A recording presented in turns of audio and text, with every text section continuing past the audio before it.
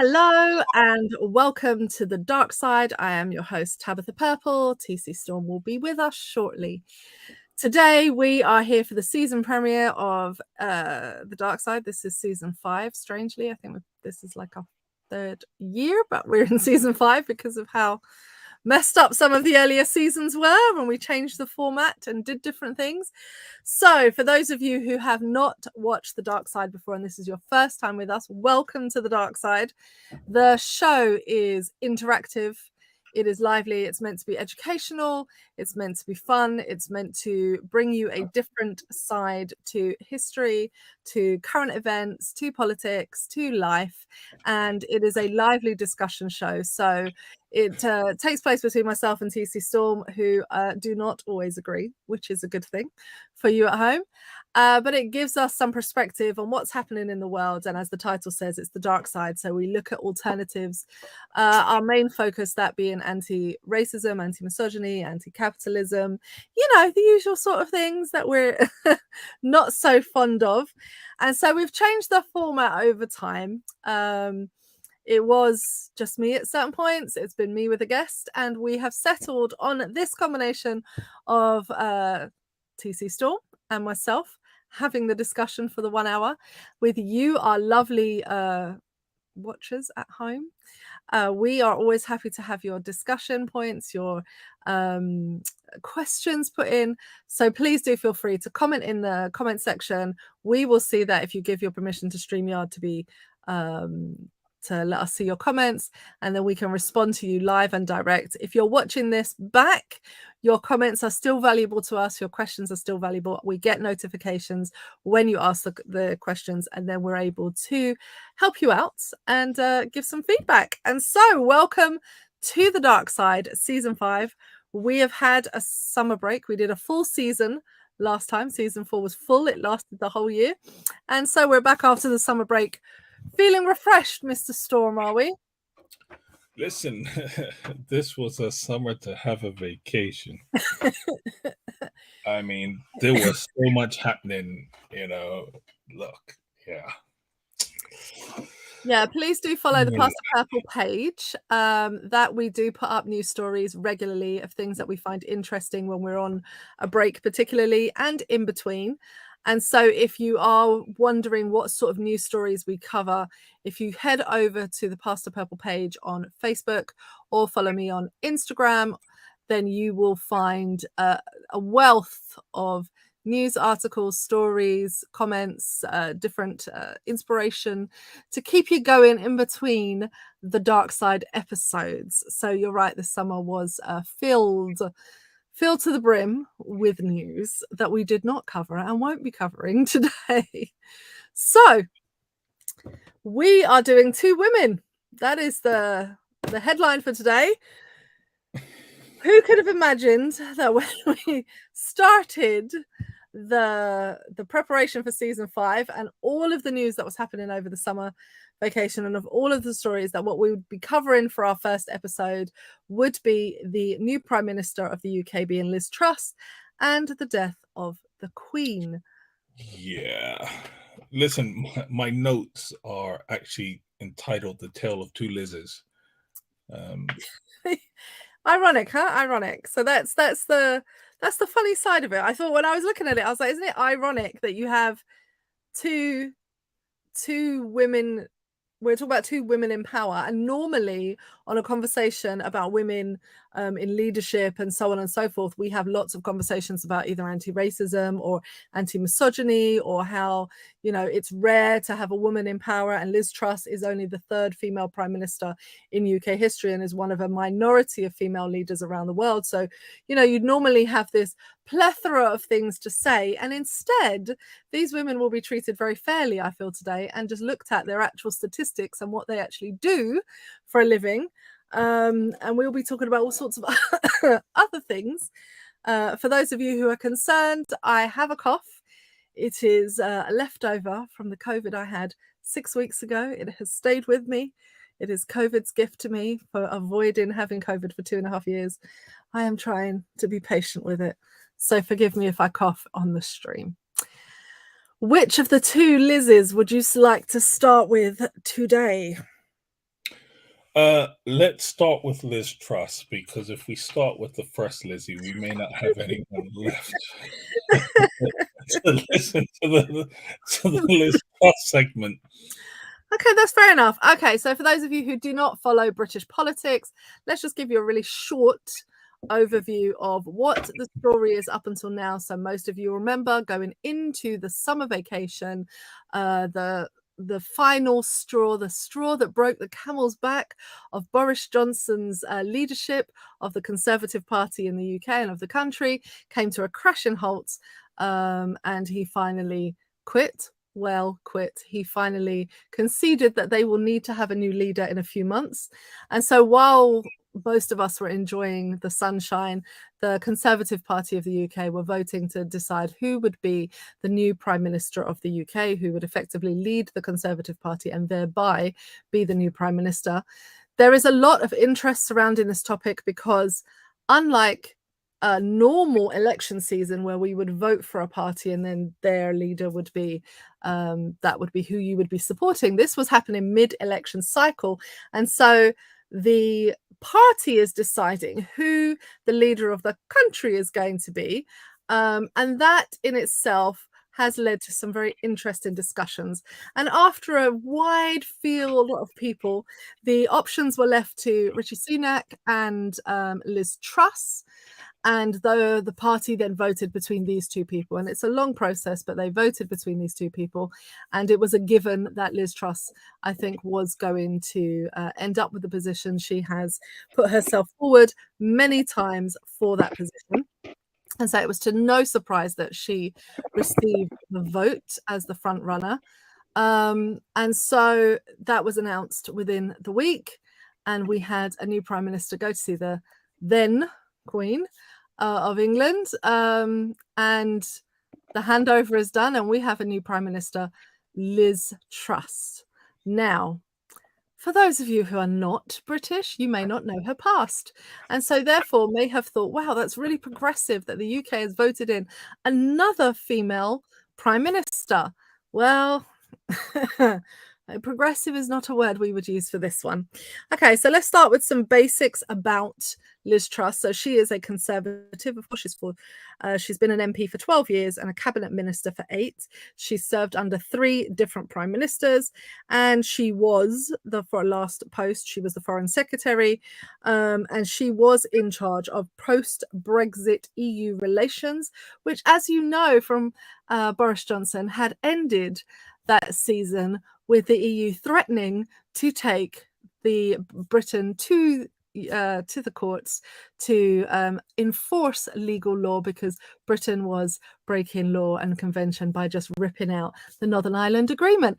And so that's what she was overseeing just before. So if you were on the continent and you were keeping up with the discussions that were happening in Brussels, you may have not felt so comfortable with the fact that Liz Truss had had become Prime Minister.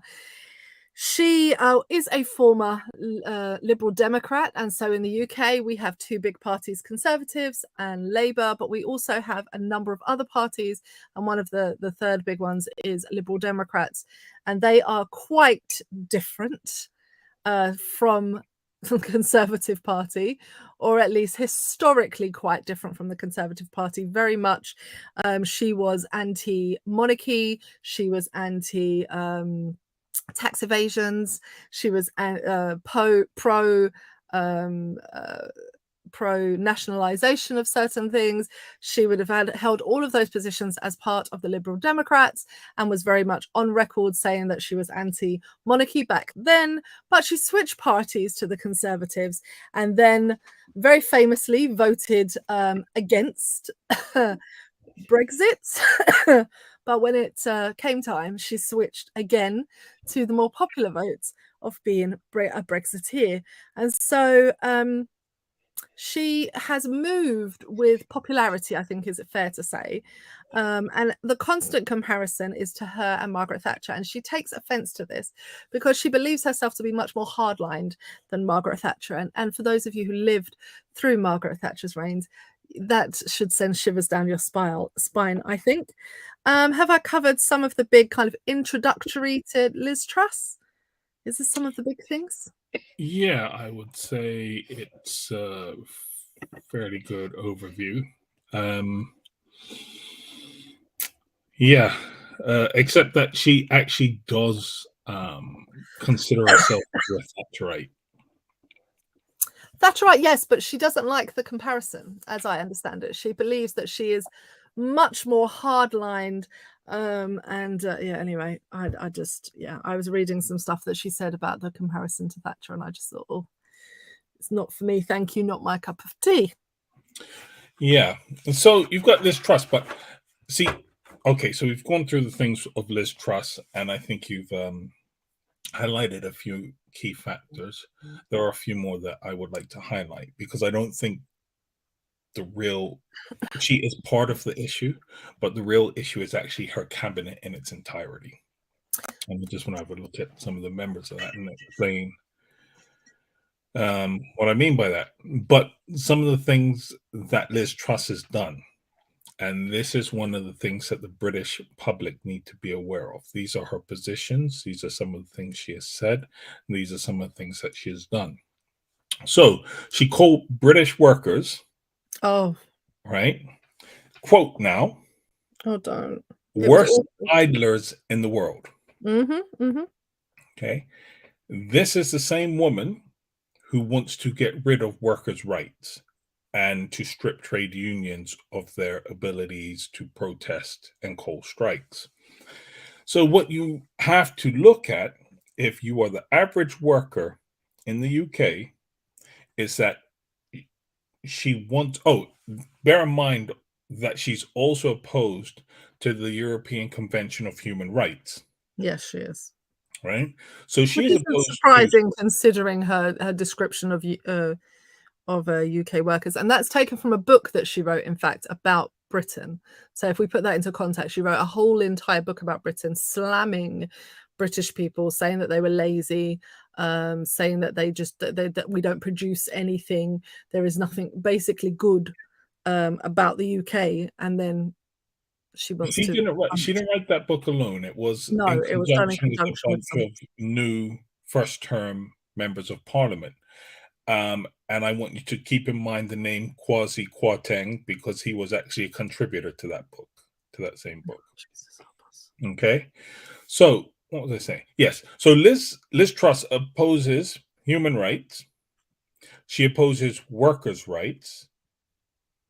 She opposes trade union rights.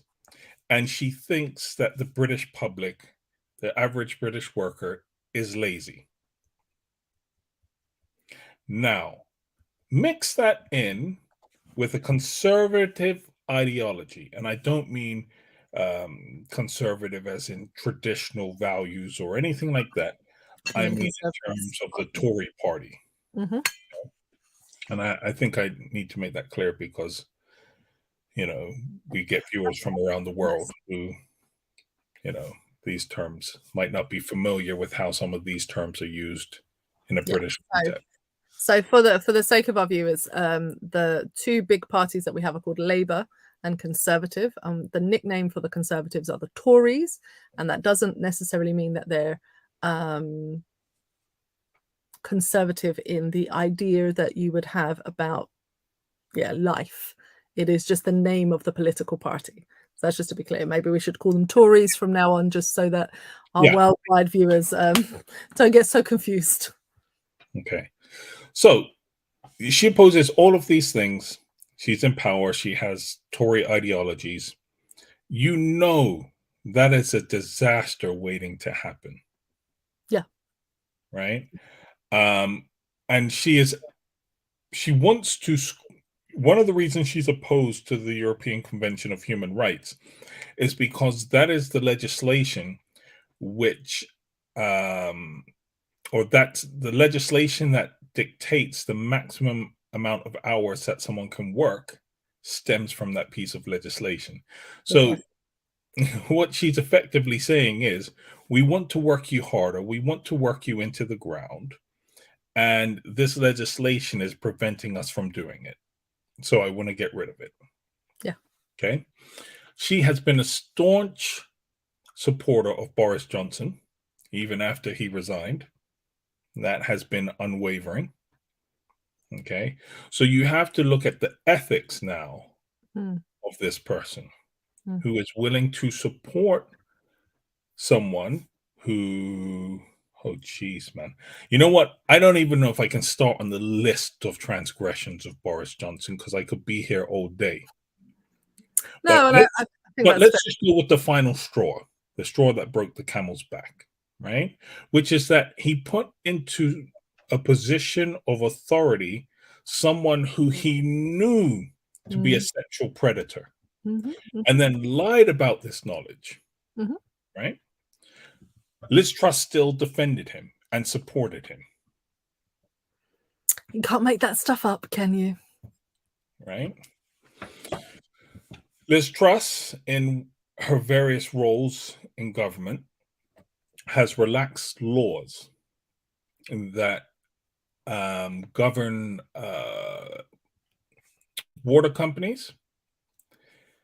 And so she is now allowing them to dump sewage into the English Channel, just raw sewage. There you go. Have a nice swim down at Brighton Beach. Oh, watch out for the turd. That's Liz Truss you have to thank for that wonderful Mhm, holiday experience. But she also relaxed legislation governing what factories and companies, manufacturers could dump into waterways, mm. and has eased the fine, so the penalties for companies that pollute waterways. This is all done under Liz Truss watch, right? So I don't think it's a good. I don't think it's a good appointment for the average person in the country. I don't think it's a good appointment for the environment. Mhm. I don't think it's a good appointment for humanity. Um, but as you said, she used to be a liberal Democrat. And I guess you have to give her credit for being able to get things done. Because as a liberal Democrat, she said that she wanted to abolish the monarchy, and all it took was one visit.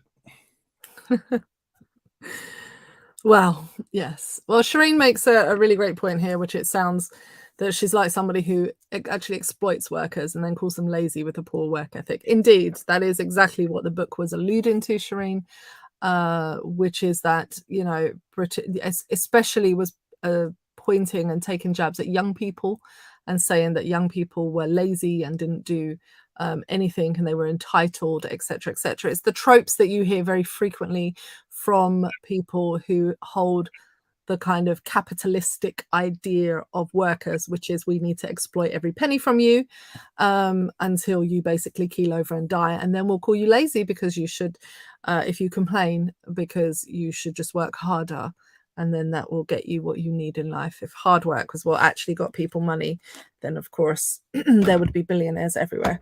But that isn't the case, is it? Oh yeah, I do you know what? I think Shireen actually though is one of the few people that's probably tuned in to hear me speak on Lizzie, the other Lizzie. Well, we will touch on the other Lizzie. I think what is interesting, of course, and I think this is something that we need to bear in mind for future upcoming episodes of the Dark Side, and also looking at the landscape of politics that we have, is especially from kind of a broader picture, is that we're at a point in which the UK is very much in keeping with the rest of the world heading into real financial difficulties, particularly across Europe. You're having these real huge financial difficulties that happen into the average person. People are experiencing high gas prices, electricity, petrol, diesel, food prices are increasing. There is a crisis that is running at 100 miles an hour in people's lives and are about to explode in the next few months, particularly as we head into winter in Europe. This is going to be a huge deal where people aren't going to be able to afford to heat the housing. And one of the challenges we've had through the corona period, of course, is how to keep older people safe. And now we're going into a period where older people will be very much vulnerable, not only to the flu, the COVID, etc., but also then to being cold and dying of cold. I literally died of frost. And so there are real issues and concerns surrounding this. And you have someone coming into power who very much believes that people should just pull themselves up by their bootstraps and we shouldn't tax anyone and you guys should just be able to work and it should be fine. How will she handle a crisis of this magnitude when her previous statements lend to blaming individuals for their own predicaments, so to speak, Right. not looking at a nationalized system? I think one of the things that we need to recognize about Liz Truss, though, is that she, perhaps even more so than Boris, is a populist. Right. Right? She seeks the populist vote, but she lacks, for lack of a better word, people found Boris's buffoonery and bumbling charismatic. Anyone who has seen Liz Truss' speech on pork markets will know there's nothing to her. And listen, viewers, when this finishes, please go Google Liz Truss pork markets and you'll see what I'm talking about. The woman is hilarious. Right. Right. But I think you raise an important point because what she did was she calls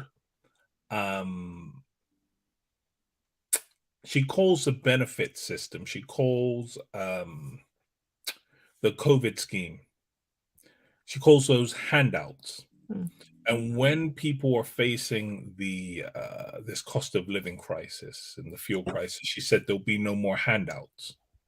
In other words, there'll be no support for those that need it most.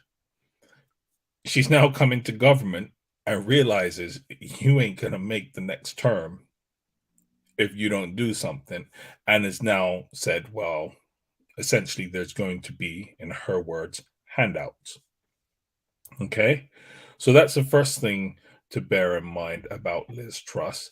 What was the other thing? Oh, the other thing is, as much as she says she is a Thatcherite, Thatcher at least had the decency to tax the banks, to place a windfall tax on the banks, because what happened under her prime ministerial tenure was that inflation went up to 17%, I think it was. And so the banks were just raking in money. And so Thatcher said, no, we can't have this, and announced a windfall tax. Liz Truss sees the energy companies raking in money and is refusing to place a windfall tax on them.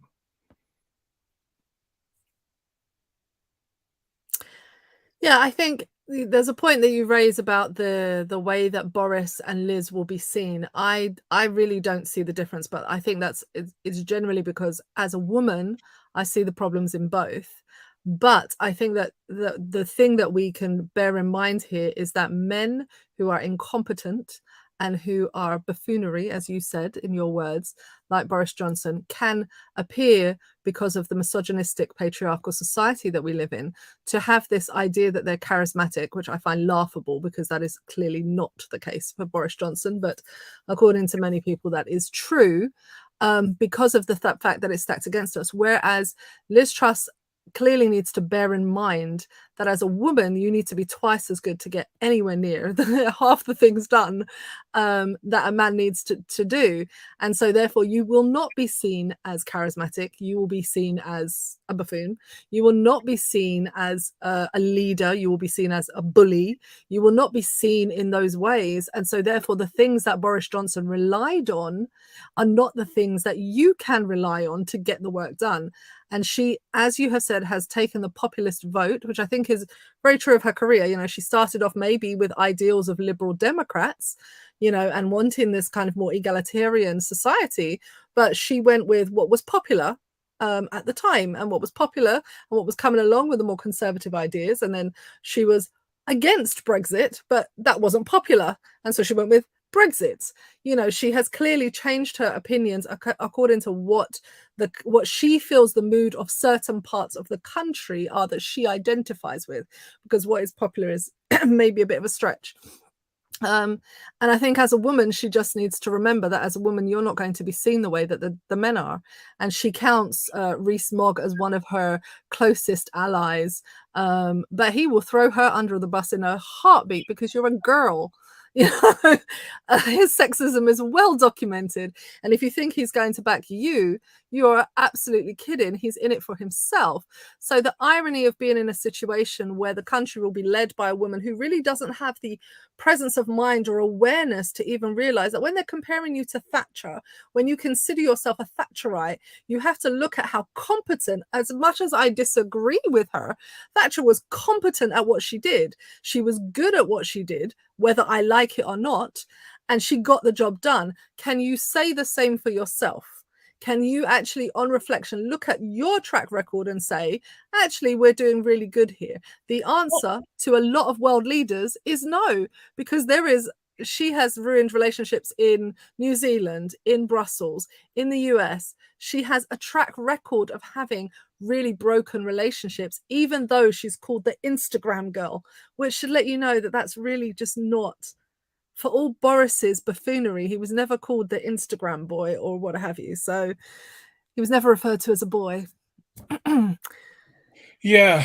Look, as I said, no, she said she wanted to abolish the monarchy.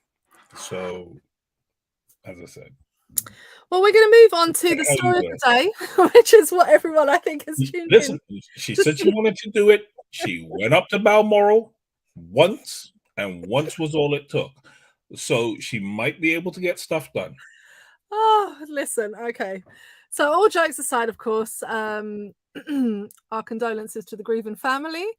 Did you want me to go into the cabinet, or do we not have time for that? I don't know that we have time. Because I think it's greatly important that we examine the cabinet. Okay, so what we're going to say on the cabinet is this. When a new prime minister comes into office in the UK or in any country, I think this happens worldwide as well, they get to appoint their own leaders of the different departments. And Liz Truss has appointed her leaders of the departments. And it is to no surprise that of anybody that it is the most extreme bunch of people you will have ever met in your life. So don't be fooled. When you look at the picture, it is very colourful and very diverse. And then when you look at the content, it is very extreme down one end. And it's a little frightening. I think you do it a great disservice. Do you not think that was good enough? No, it's so much worse than that. Look, I want to give you one quote. So anyone who's watched these shows before has heard me go in on Priti Patel, right? Oh, gosh. You heard me say she's evil, right? Can I just answer? Are they colourful, competent? No, not competent at all. Not even in the least, Shireen. They're colourful of sorts. There is colour. There is diversity. She hit those quotas. Right. She managed to find the most awful people within the party. Mm-hmm. So anyone who's heard me, as I said, I've trashed Priti Patel. I have absolutely trashed her. I make no bones about that. But her replacement is even worse. Right? Her replacement as Home Secretary, her name is, they call her Suella. I believe her real name is Suella. But anyway, they call her Suella Braverman. Right? And she regards herself as, quote, a child of the British Empire. Right? And here's another quote for her. Right? So she said she has admiration and gratitude for what Britain did for Mauritius and Kenya and India. End quote. Oh, deep breath. It's going to get worse. She is a fervent supporter of many horrible policies. But one of the biggest things that you have to bear in mind is that this is a woman of Asian descent in the Indian region, right? Her parents went to Kenya, right? And she regards the British Empire. This is the same empire that oversaw the intentional famine in India, that led to millions of people dying. And she has admiration and gratitude for these things. That's your home secretary. So, in my opinion, she's worse than Priti Patel. If she ever went to hell, the devil would send her back.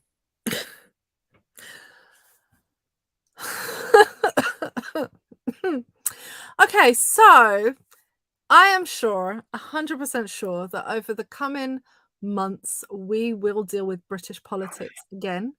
I am 100% sure that this Prime Minister, like all of those Conservative Prime Ministers and many Labour and others before, will make grave mistakes and do terrible things and vote in awful ways, as she has promised to do, repealing human rights laws, etc., etc., etc.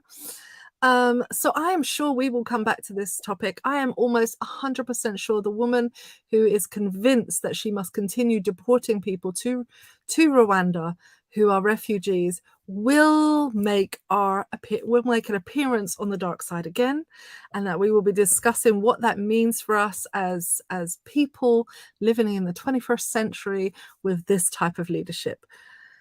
Deep breath, it's not going to get any better. So on to the tale of two Liz's. Today, our second Liz is the Queen Elizabeth II. Second Liz, Queen Elizabeth II of the UK, who this past week has passed away.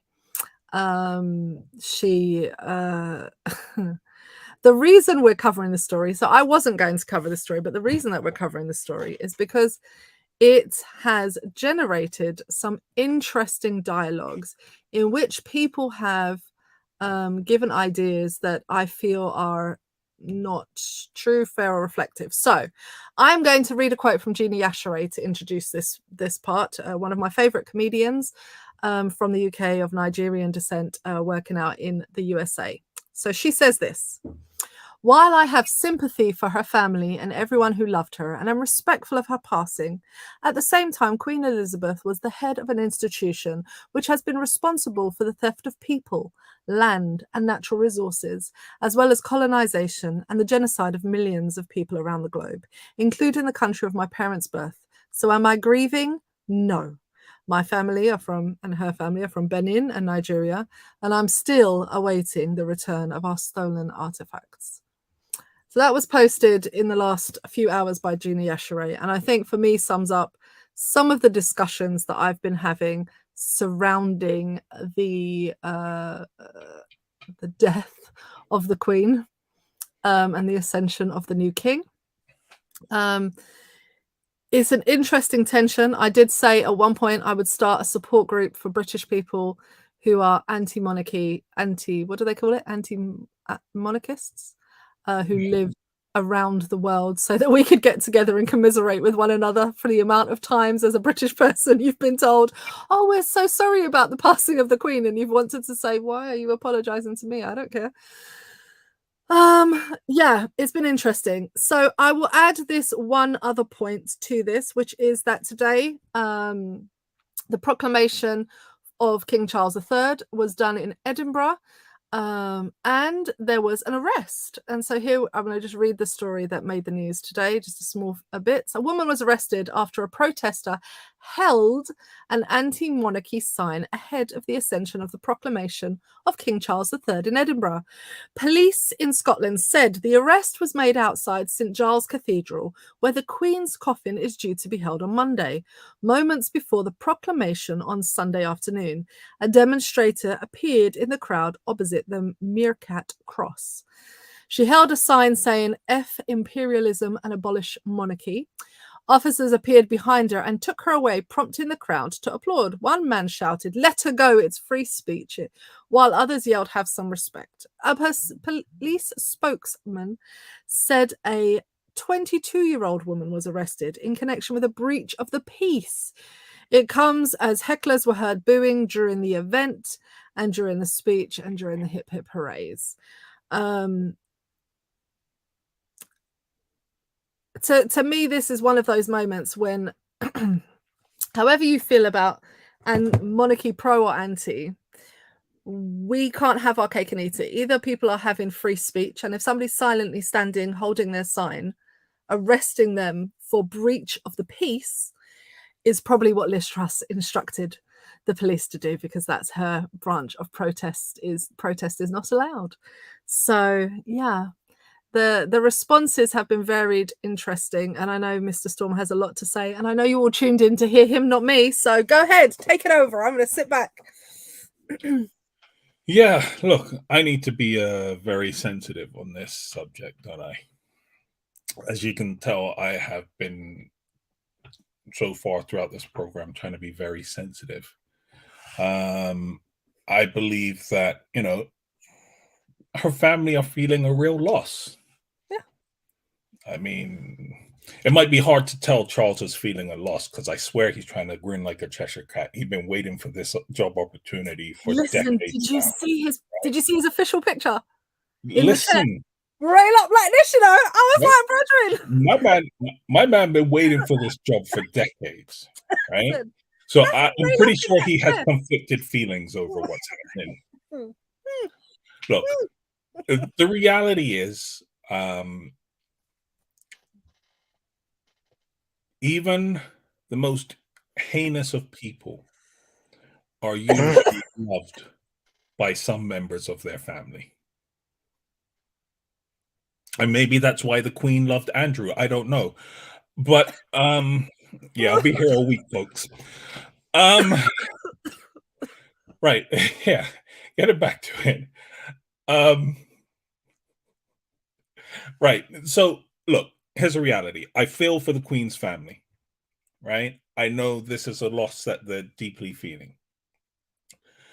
And with that said, bun the monarchy. Yeah. I just gonna put it out there. Bun them all. And here's my position on monarchies as they stand. It's pretty much like the police. I'm not opposed to the existence of police. I'm just opposed to them in the current format that they're in. Mm-hmm. Right? I am not opposed to a monarchy. I'm just opposed to it in the current format that it's in. So, for example, I think if a monarchy was a position which people volunteered for and were voted into, I'd be happy with that. And the responsibilities of the monarchy, because I mean, hey, have all the land and all the wealth and everything that comes with it. I'm fine with that. But your responsibility as the monarch is, when there's war with another country, you go fight their leader one-on-one, right? Fight to the death, right? Winner take all. And then I'm happy with you having land, money, whatever you want. But just stop sending poor working class people to go die in the hundreds and thousands and millions so that you can keep your land and your wealth. You want your land and your wealth, you go fight for it. Stop sending everybody else. And then we can have a monarchy. Because you know why? When somebody comes to invade, I just gonna be like, you, that's your job. Off you go. And I'm gonna sit in my house. I'm gonna watch it on TV with some popcorn and a wine and be like, you know what? There's just some new rich person that's gonna make some crappy laws that I have to follow. It's gonna be the same crap, just different days. So I'm not in theory opposed to a monarchy. Right? Now, when it comes to this particular monarch, I am unsure. Here's my issue with what's happening. My issue with what is happening around her death is that there is a real whitewashing of history and her role in history. Because I think people are forgetting some of the atrocities that were committed by the British government under her reign. Right? Winston Churchill in Africa is one of those atrocities. Right?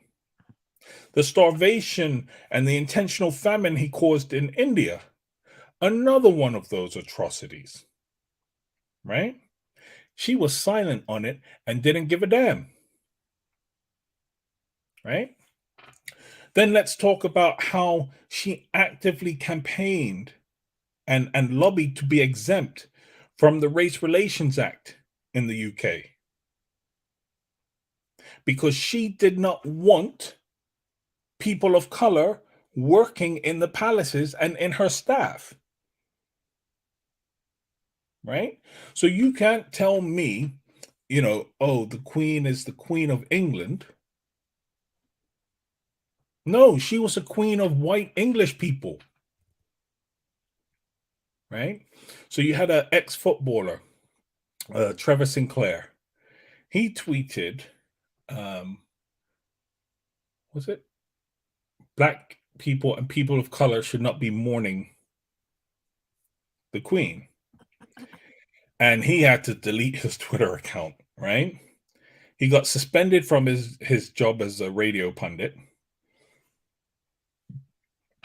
because people came for him. And my question is, why should people be mourning the Queen? Why should people of color forget people of color, but why should anyone really be mourning the Queen? Right? If my neighbor's grandmother died, I'd feel sad for my neighbor. But I'm not going to mourn his grandmother. I never knew her. She never did anything for me.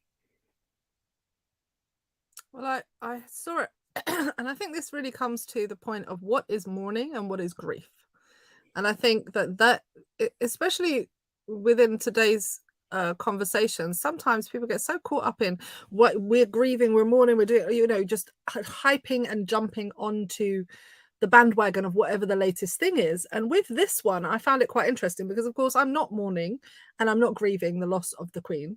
Because when we talk about grief and when we talk about mourning, we're talking about almost, and somebody put a definition up that I really loved because they were talking about something completely unrelated to the Queen, but they were talking about what is grief? What is this grieving process that we go through?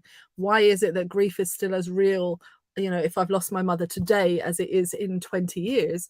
And someone said grief is the process of having love for somebody with it nowhere for it to go. You have no one to give it to. The person is gone. And so when we think about grieving for a figure of this nature, what are we actually saying? Like, I didn't love her, so I don't have anything built it up that it has somewhere to go.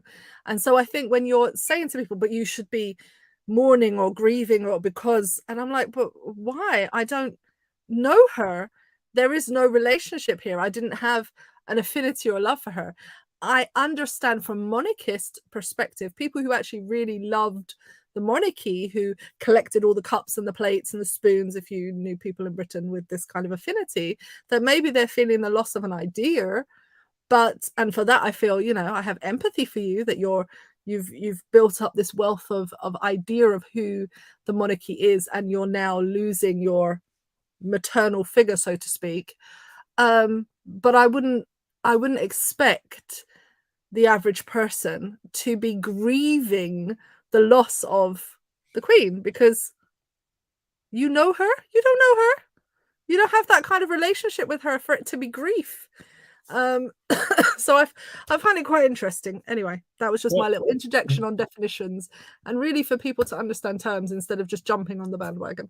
Well, as I said, I agree with you, because one of the things that people seem to conflate is the concept of mourning equals a sign of respect. Mourning and respect are two completely different things. And I think you can have respect and not mourn the death of someone. I can feel sad and have empathy that they've passed, but I'm not mourning you. I did not know you. I don't have a great sorrow at your passing. Completely unaffected. So, as I said, for me, I see a great whitewashing of what has happened, or what happened under her watch. Because, as I said, I spoke about what happened in Africa and India, but we can talk about what was going on in Ireland. Right? Let's talk about what was going on in Northern Ireland during, let's give it its proper title, during the Civil War. right? Because to all intents and purposes, had that happened in a country where people had melanin, they'd Oh, be well. calling that a civil war. They Oh, wouldn't refer to it politely as the Troubles. no, they wouldn't. Considering how many bombs went off and how many people died and how many people were killed, I don't think you could ever call it a Troubles. But yeah, they do. Right. So yeah, Shireen just put a comment up about she didn't know that the famine was because England took the potatoes from Ireland. Yep, it was. Listen. Listen, the history of English rule over the Irish peoples is horrific. And what you have to understand is that when Black people were coming to the UK in the 60s, and these signs still existed way up into the 80s, right? People would have signs up saying, no dogs, no Blacks, no blacks, dogs, no Irish. Yeah, no Irish. blacks, no dogs, no Irish. Right? So you have to understand just how bad the English presence was in Ireland. And it's historically been that way.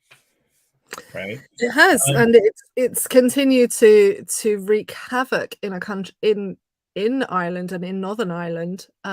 You still have this separatist, kind of ideologies, a legacy to this day, to this very day, which is why they were struggling to have a parliament in the Northern Ireland, and they were trying to get people in Stormont, I think it is, to sit down and have. But you're still having these legacy issues. What did the Queen do to help resolve those issues?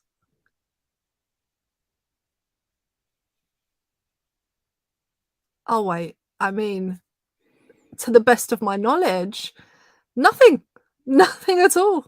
Continued to back policies that decimated the country, and still divides families to this very day. It's horrendous to think about that, and that's just one country that is almost attached to the UK, right? It's like next door.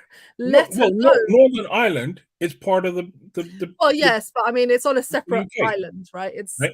Yes, it's on a separate island, but I mean, it was up in flames, Yeah. and this went on for years, and it's like, while Rome was burning, Nero was fiddling, and while Northern Ireland was burning, the Queen was racing horses.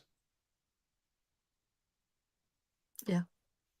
And it all happens in the Queen's name.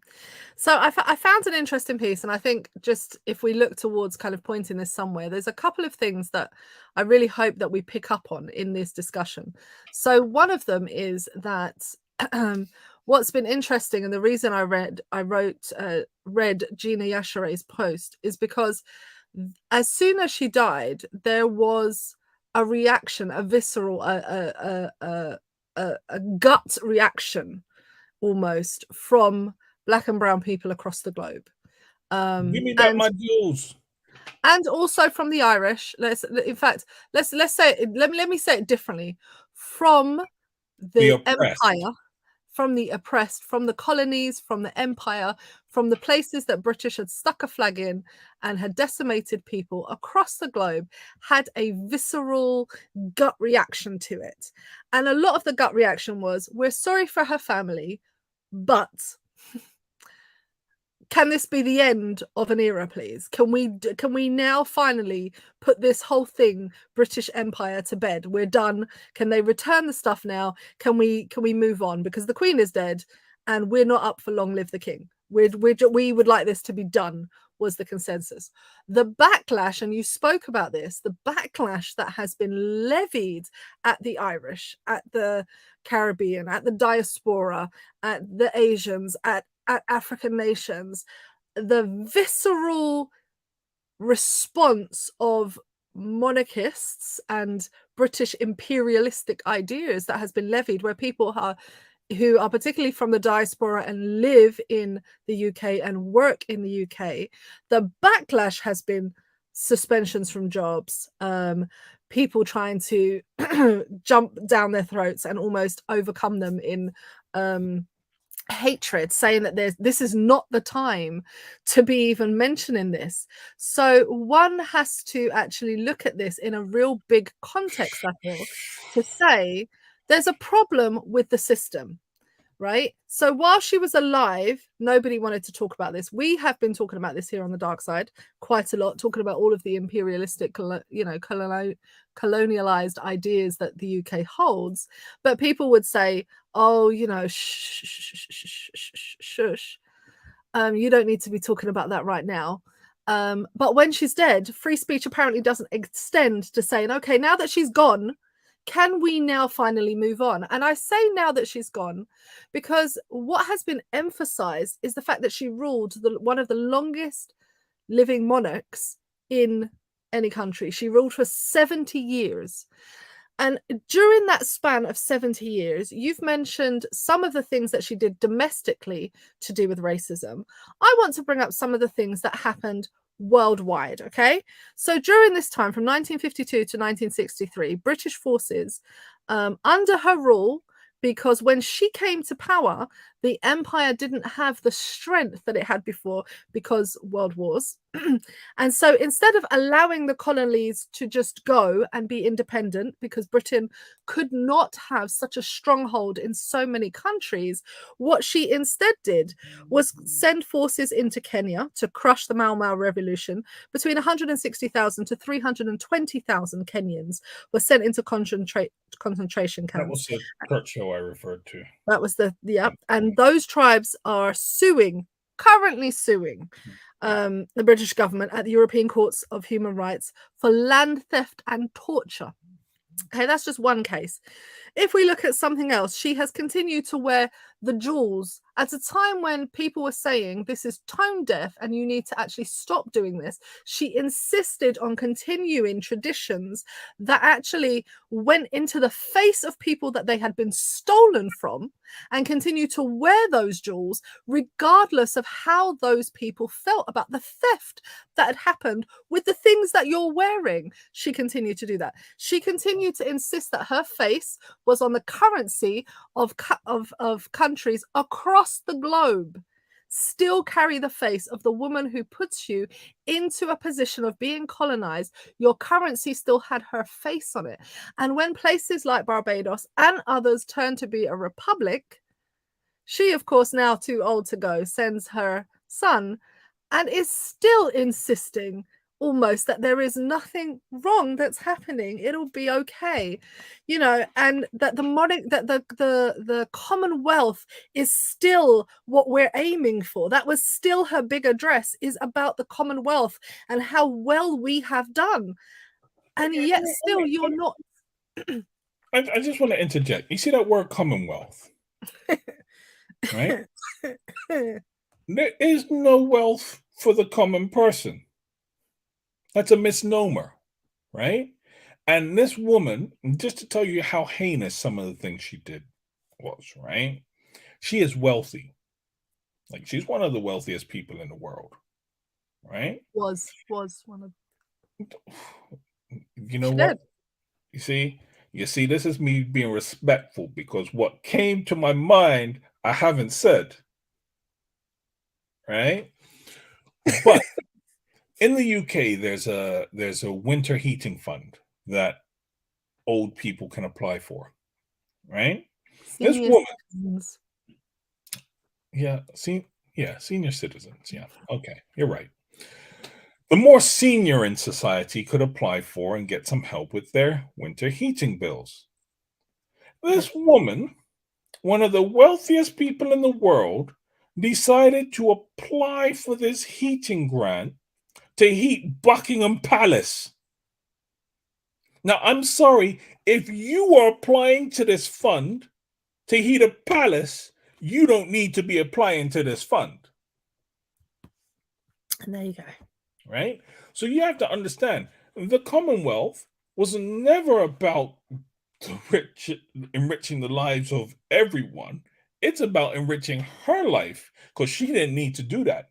She didn't need to apply to take money out of some poor old lady sitting in a in a flat somewhere, you know, deciding whether she needs to eat or heat.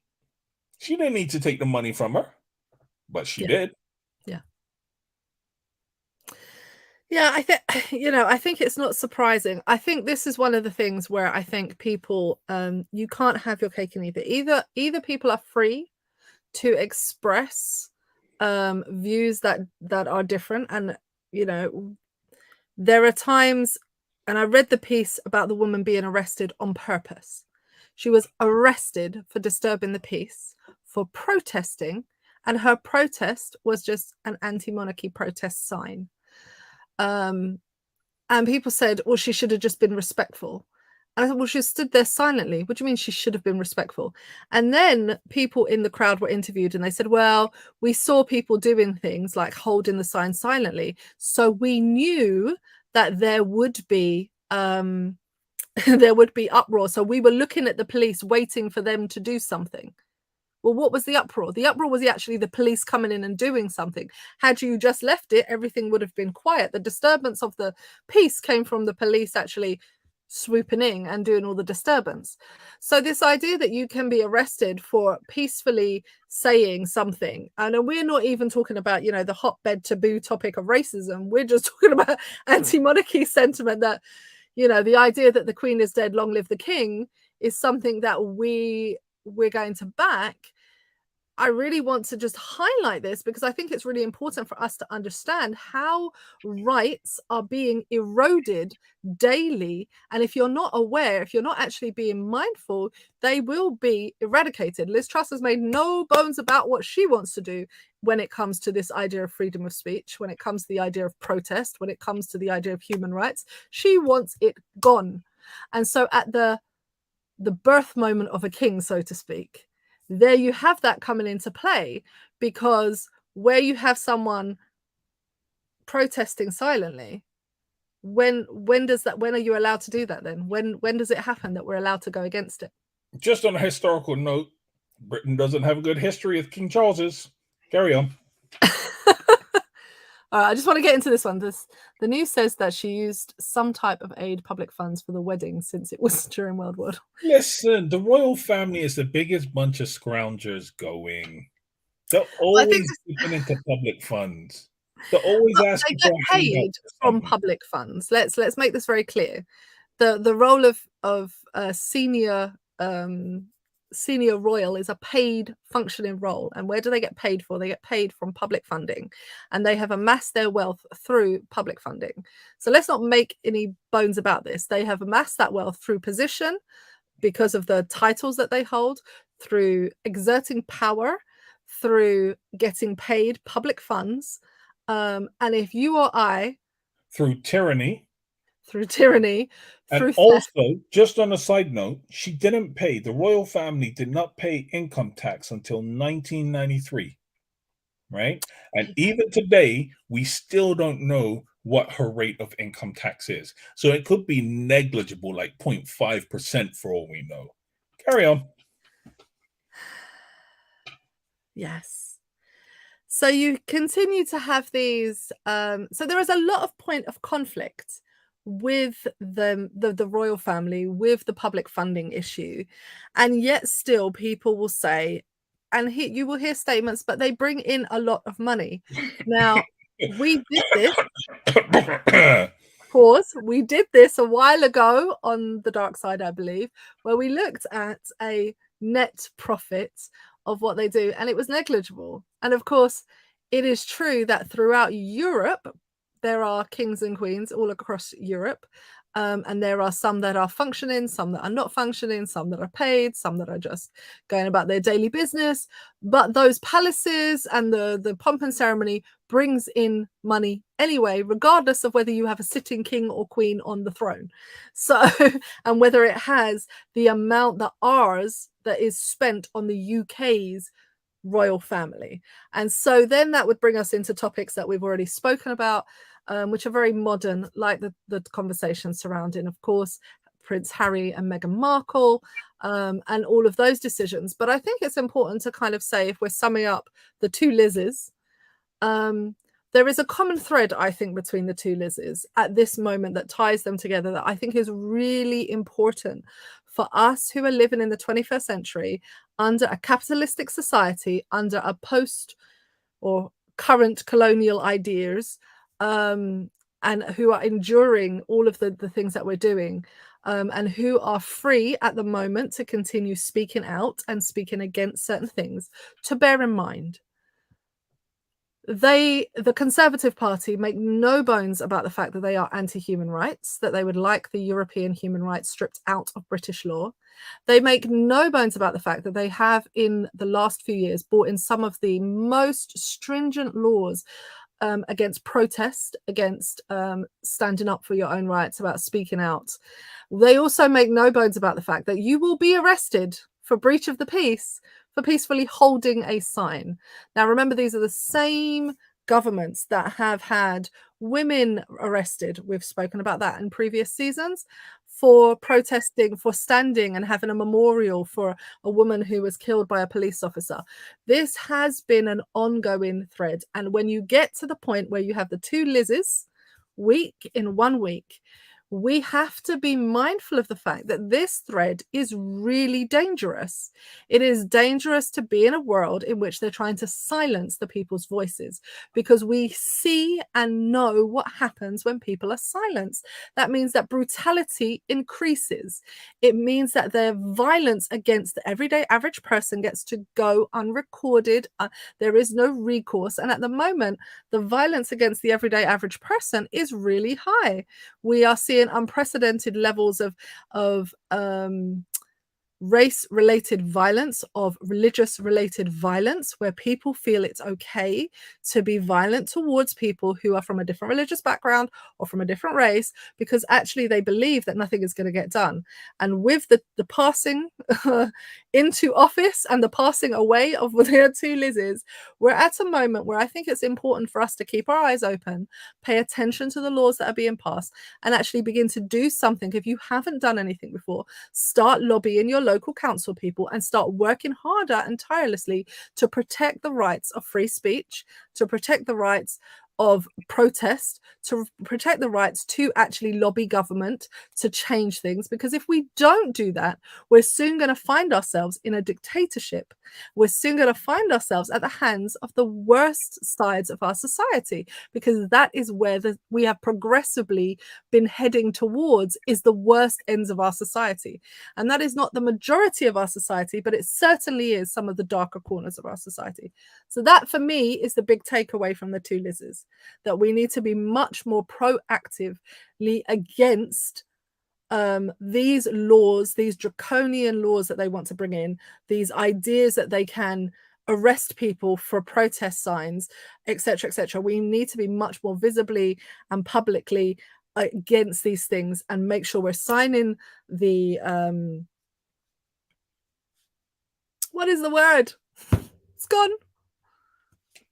Where you sign a petition so that you can have your time in court, in court, to hold these laws accountable and to stop these things from happening. We need to keep doing these things and be even more vocal than we have ever been before, because if we become complacent, we are going to end up with all of these draconian laws coming in, and that is the end of free speech for people. That is the end of your liberty as a human being.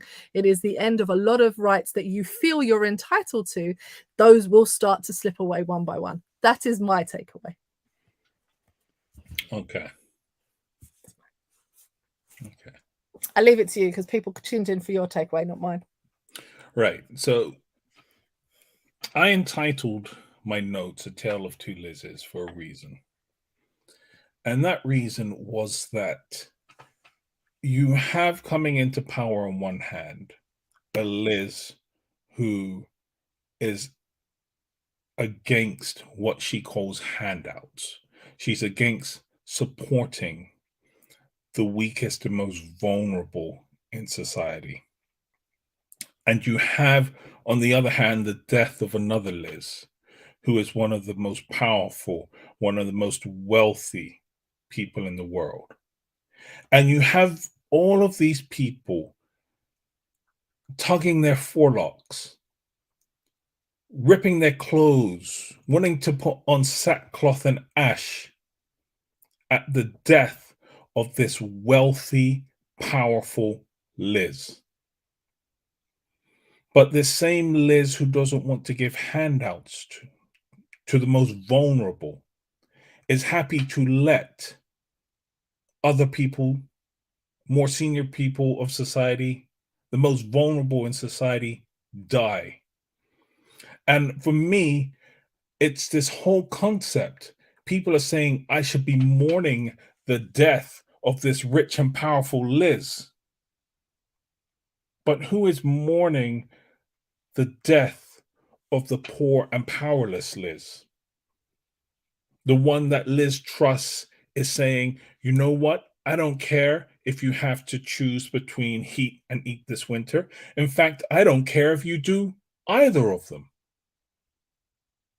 Who is mourning that Liz?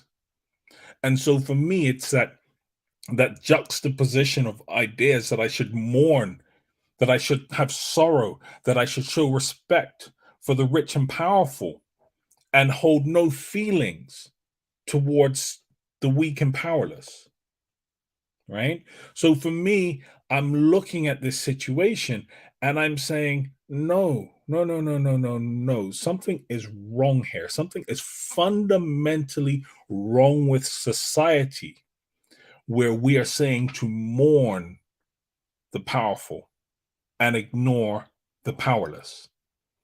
And we now have in the UK, in the position of authority, someone that is advocating for us doing just that. And for me, I'm like, no, I don't have tears like that for the rich and the powerful. Their family have tears for them. Let their family have tears for them because I don't have the energy for that. My energy and my tears are for those that have nobody to mourn them. And it's it's really disturbing to me that as a society, people are saying have respect for this rich, powerful person that died, but you're not holding the government that is in power right now to account for the poor people that have died because of their benefit slashes, for their cut to mental health services, right? The amount of people, and they've had public inquiries into this, they've had reports into this, that people have died either directly because of the cuts or have committed suicide because the cuts make their lives that unbearable. Where is the outcry for have respect for those people? Liz Truss isn't saying let's have respect for these people. Liz Truss is not saying let's mourn these people that died. No, she wants to mourn the rich and the powerful. And ain't nobody got time for that.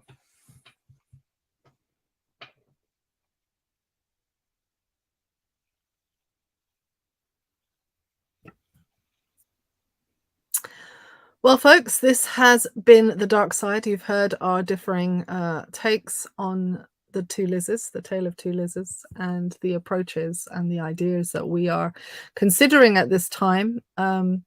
We are looking forward to the rest of this season, even though The Dark Side takes a lot of energy and can be very dark. It's a joy that you are with us. We thank you for your input as always. We were delighted to have this conversation with you. And we just hope that in your week going forward that you will find the light side and have some good times. It looks like you want to say something else, Mr. Storm. Well, I was just saying, we're missing one of our regular viewers and contributors. He hasn't said anything, but he's always telling me I don't bring any humor to it. And I made a ton of jokes today, and he's just not here. He's So just not here. Well, the last time we did the light side, he wasn't here either. So maybe that's like a thing. No, our usual viewers aren't with us today, but I'm sure we will get some responses from them at a later time. We're really grateful for everyone who tunes into the dark side. We're really grateful for your continued support of our endeavor here to have these conversations and to educate and to inspire you to participate within your own local situation and your part of the world. So if there is a topic that you would like us to cover, if there is something happening that you want us to comment on, please do let us know. But until next week, we will see you again on the dark side. Peace. You gonna say bye to the people? Listen, I good. All right, see you later, folks. We will see you next time. Thank you so much for joining in on the dark side, and I think I have an outro. Let's see if it works. Bye-bye.